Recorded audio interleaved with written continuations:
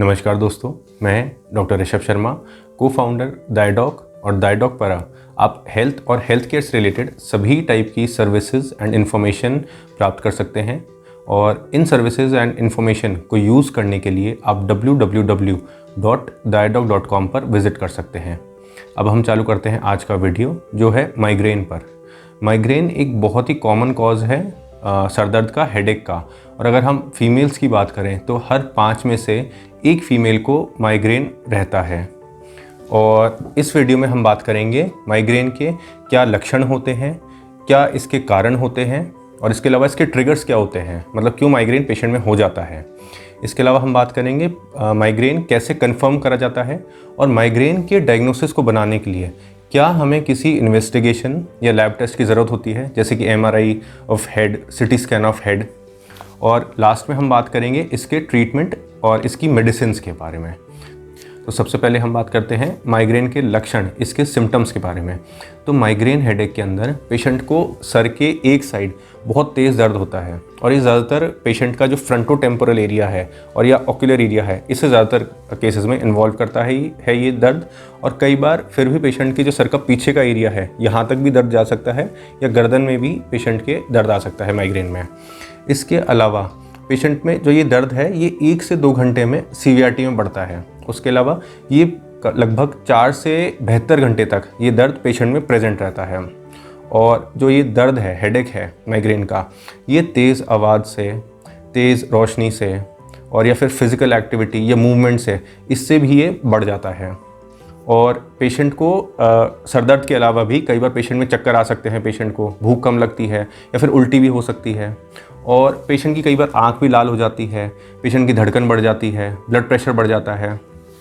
इसके अलावा migraine headache में पेशेंट को कई बार सेंसरी या विजुअल सिम्टम्स आ जाते हैं, जिन्हें की ऑरा कहा जाता है। और माइग्रेन ऑरा हेडेक के पहले आते हैं, कई बार ये हेडेक के बाद में भी आ सकते हैं, और कई बार ये हेडेक के साथ में भी प्रेजेंट रहते हैं। और जो ये माइग्रेन ऑरा होते हैं, ये ज़्यादातर केसेस में विजुअल ऑरा होते हैं, जिसमें पेशेंट को फ्लैशेस ऑफ लाइट नज़र आती है। पर ये सेंसरी भी हो सकते हैं और मोटर टाइप के भी हो सकते हैं।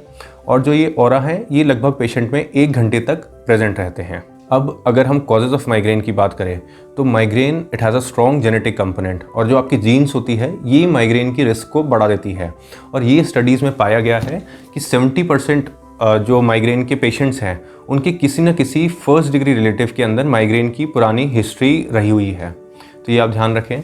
इसके अलावा माइग्रेन के कई ट्रिगर्स भी होते हैं, और अब मैं जिन ट्रिगर्स के बारे में बताऊंगा, उन ट्रिगर्स को आपको अवॉइड करना है, क्योंकि इन ट्रिगर से जो माइग्रेन है, ये पेशेंट में प्रेसिपिटेट हो जाता है। तो अगर फिजिकल ट्रिगर्स की बात करें, तो थकान, नींद की कमी, हाइपोग्लाइसीमिया या ज़्यादा एक्सरसाइज करने से माइग्रेन प्रेसिपिटेट हो जाता है। अगर हम डाइटरी ट्रिगर्स की बात करें, तो डिहाइड्रेशन से, यानी कि कम फ्लूइड्स लेने से, बाकी खाली पेट रहने से, जैसे कि आप मील्स को मिस कर दें या अपनी मील्स को लेट खाएं, इससे माइग्रेन प्रेसिपिटेट हो जाता है। इसके अलावा कई जो फूड्स हैं, जैसे कि T, coffee, alcohol, red wine, citrus fruits, ये भी माइग्रेन को प्रेसिपिटेट कर देते हैं। और अगर हम इमोशनल ट्रिगर्स की बात करें, तो एंजाइटी, डिप्रेशन, एक्साइटमेंट, बाकी स्ट्रेस, इनसे भी माइग्रेन जो है प्रेसिपिटेट हो जाता है। इसके अलावा माइग्रेन तेज़ लाइट से, तेज़ आवाज़ से, या फिर तेज़ स्मेल से, स्ट्रॉन्ग स्मेल से, जैसे कि कोलोन की स्मेल या फिर परफ्यूम की स्मेल, पेट्रोल की स्मेल, इससे प्रेसिपिटेट हो जाता है। और कई बार मौसम चेंज होने से, जैसे कि ह्यूमिडिटी चेंज हो गई है या फिर ठंड बढ़ गई है, और इसके अलावा टीवी स्क्रीन देखने से और कंप्यूटर की स्क्रीन देखने से, इससे भी माइग्रेन जो है प्रेसिपिटेट कई पेशेंट्स में हो जाता है।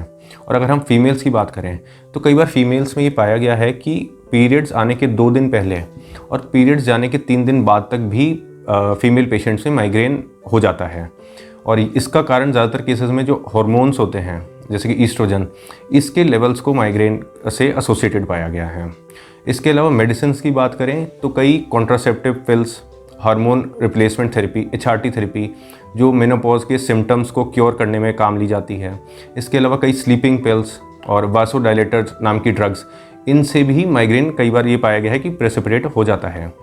तो पेशेंट्स को ये ध्यान रखना है कि इन सभी ट्रिगर से, इन सभी प्रेसिपिटेटिंग ट्रिगर से पेशेंट को बचना है, इन्हें अवॉइड करना है। अब नेक्स्ट हम बात करते हैं कैसे माइग्रेन हेडेक का डायग्नोसिस बनाया जाता है और कब लैब टेस्ट और अदर इन्वेस्टिगेशंस एडवाइस करी जाती है।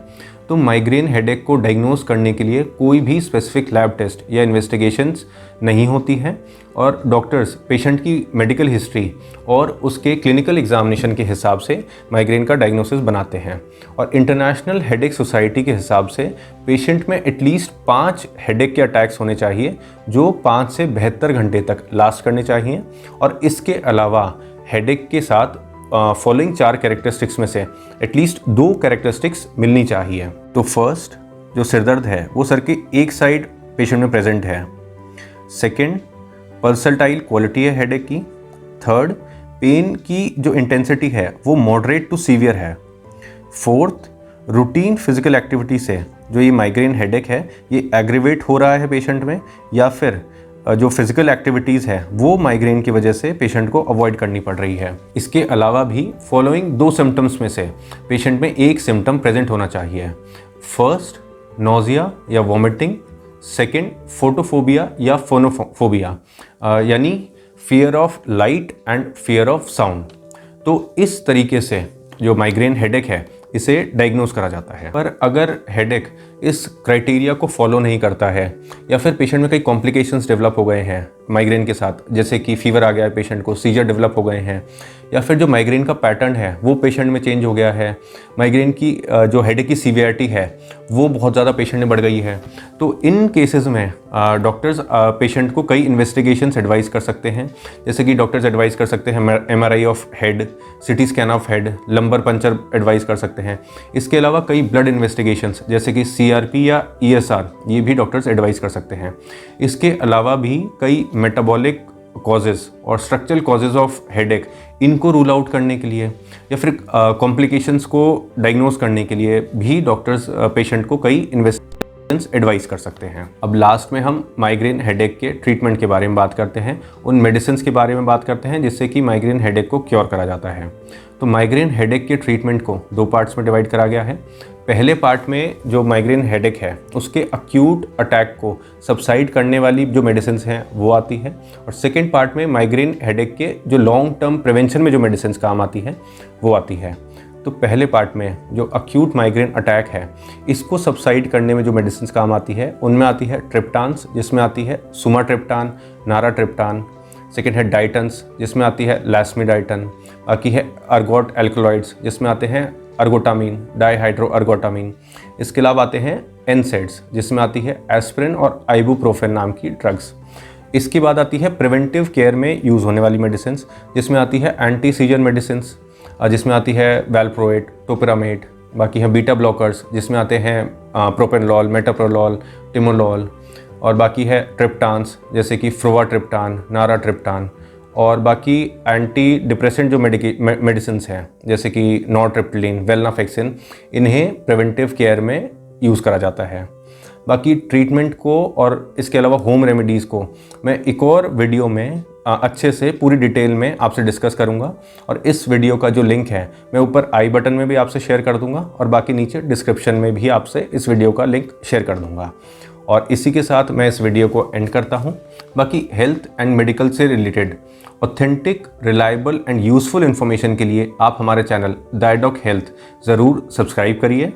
बाकी हेल्दी रहिए, खुश रहिए। Thank you, take care.